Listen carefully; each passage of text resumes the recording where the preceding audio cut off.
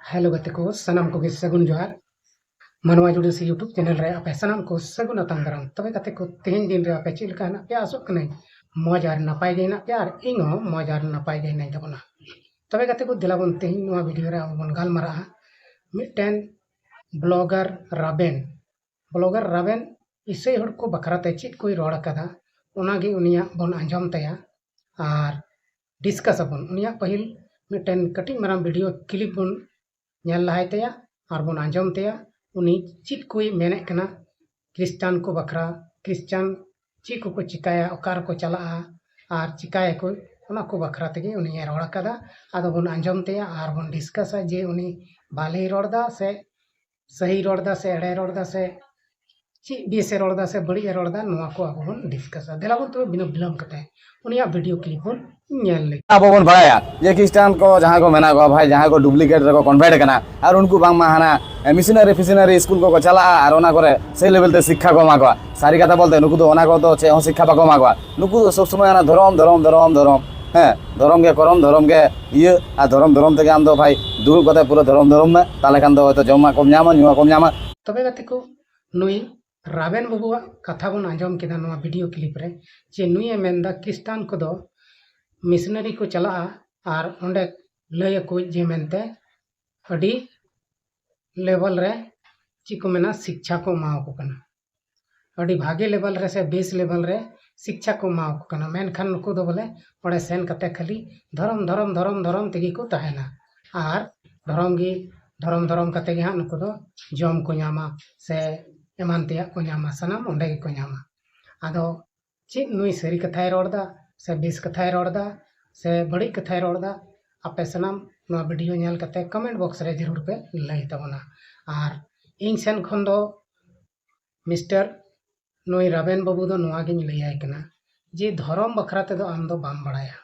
चाहे कोई भी धर्म हो क्रिश्चियन धर्म होयन विदिन धर्म होयन से सरना धर्म होयन सरी धर्म होयन से राम बाबा धर्म होयन नवा किसी भी धर्म बखरा ते आम दो बाम बड़ाया जुदी आमेम बड़ाय किया ताहले धर्म बखराते नुका दो बाम रोड़ किया और मेनदा अडी हड़ को मेनदा जे क्रिश्चियन धर्म नुकु दो माने बड़ी हड़ कना को से नुकु दो बेस बाको कमीदा से आयमा लेका कथा को रोड़दा से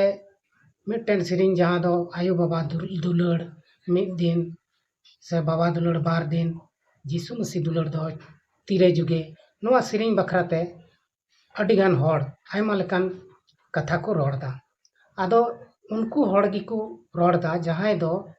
नवा धर्म करम बखरा बांग को बड़ाय तो नवा सिरिंग रे दो नुकान बड़ी कथा दो ची हो बनुआ मेनखान नवा रिया जहां भीतरी कथा कना से भीतरी माने जहाटा कना ओना बखरा तगी नवा दो को सिरिंग कदा आयु बाबा दो ओकोय कना को आयु बाबा अबुरेन जन्मदाता कना को मेनखान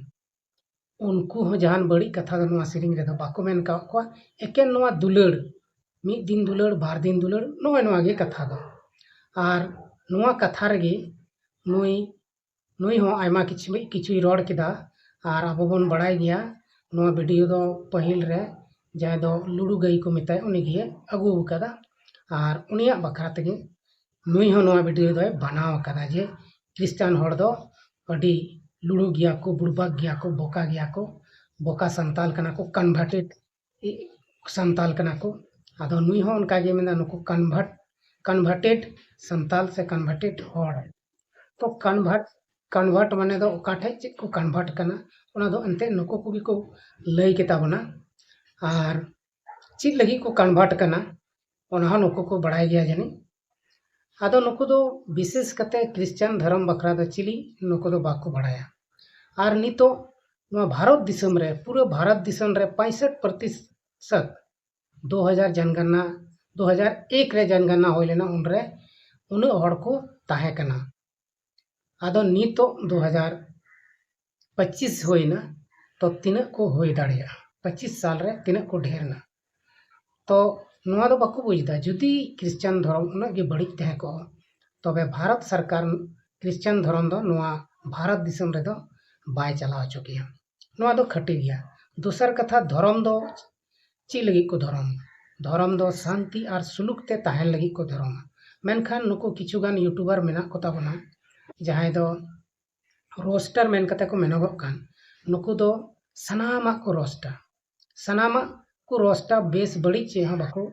नेला सनामा को रोस्टा इन मेना आम जहाटा बारे ते बाम बड़ाया उना दो चिकातेम रोड दाड़िया कना जैसे कि नोआ वीडियो रगी नोआ सीरीज रगी आम दो नोआ बखरा ते दो आम दो बड़ी दो बाको मताम कना से ओकाटा धर्म रेन हो बड़ी दो बाको मेता को कना आकुरेन गोगो बाबा को मिद दिन बार दिन दुलड़ को मेता को कना और उनको तो को बड़ाया को बाबा दुलड़ तीना दिन तहना को बाबा दो मिद दिन बार दिन गी धरतीपुरी रे जब तक को तहना तब तक गे और उनको दुलड़ दो चाबा मेनखान यीशु मसीह दो ईश्वर रेन हपन कनाय ईश्वर कनाय उनिया दुलड़ दो हानापुरी रे से ची को मेना सरंगपुरी से स्वर्गपुरी ओंडे हो मेना मेनखान नोंडे ची को मेना से नुई रबिन बाबू है ची मेना बोले सरंगपुरी दो ओकुर ची सरंगपुरी रे जदि सरग तहे को तबे जहाना ओंडे अटकाव को हाने बोले फांग फांग ओना होय मेन कदा आया वीडियो रे आदो धर्म बखराते आम बाम बड़ाई खाय दो स्वर्ग और नरक दो बाम बुझ दाड़ेया और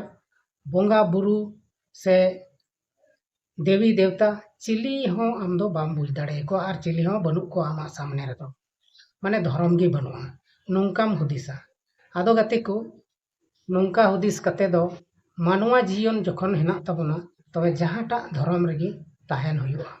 से मिना बना आम बाम धर्म मेनखान आमा घरंज रेन जहां बांग जहां को धर्मे कान गया आदो क्रिश्चियन धर्म बखराते नोंका बड़ी बड़ी कमेंट से बड़ी रोड दो शोभा बाय एमदा और आपे तीना रोस्टर को मेना पेया इन मेना जे जहाटा धर्म बखरा बाम बड़ाया से क्रिश्चियन धर्म बखरा बेसते बाम बड़ाया तो आवड़ी बवड़ी व्यूज नाम खातिर वीडियो बनाव कते दो कोनो फायदा बनो और आपे वीडियो को नेल कते गी नोआ भारत दिसम से झारखंड दिसम रेन सनाम आदिवासी संताल को तीना मेना कोआ सनाम आपस रेपे लड़ाई चुये को नोआ दो सरी कथेñ मेने कना आपेया वीडियो को नेल कते गी माने सनाम तीना जुमिद तहन कना संताल को आदिवासी को तलारे विभिन्न धर्म रेन संगेते तबे आपेया वीडियो को नेल कते उनको तापाम झगड़ा रे भजुक कना और बड़ी को कमीदा नुकाते जुमिद दो चाबा कना ओना इयतगी नित हबीते जहां धर्म कोड आदिवासी धर्म कोड जहां मेनोगो कान ओना सरकार को बांग को एमक कना और नुका एपेर हंडे से तपाम झगड़ा तहन काय तीस हो बांग नाम दाड़ेया आदो नुआ को कथा बुझ तबुन पे बुया को तीना रोस्टर को मेना पे तीना नुका ईसाई धर्म बखराते बड़ी बड़ी वीडियो पे बनावे कना और बापे बुझाव कदा बापे बड़ाया ओना विषय ते दो जस्ती कन्वेंस हो बांग जरूर कना चिदा से आम ओना बारेते बिस्ते सही बिस्टिक ते बाम बड़ाया और आम एकेनेम रोड़ा है नुको दो बड़ी को कमीदा बड़ी करो अरे बोया को बड़ी जुदी नोआ तहन खाय बड़ी कथा नोआ भितरी रे तहन खान तबे दो नित नोआ दुनिया रे नोआ को बाको सिरिंग बड़ा किया और क्रिश्चियन हर दो नोआ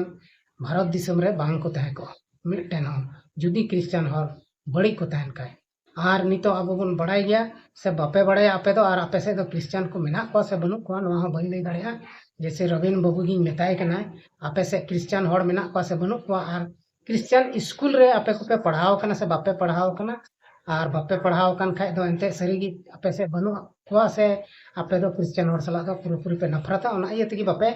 पढ़ाओ कना और नितो क्रिश्चियन नो कना को चिकाय लगी नोहय नोआ दो बापे लई दाड़ी कना हर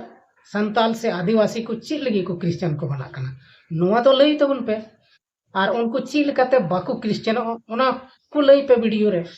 तबे तो ओना नेल कते जहां हर को क्रिश्चियन का उनको को नन क्रिश्चियन से मारे होरा रे को रुगड़ हजू आपे ओना को बखरा तमा ची हो बापे बड़ाय बापे लई का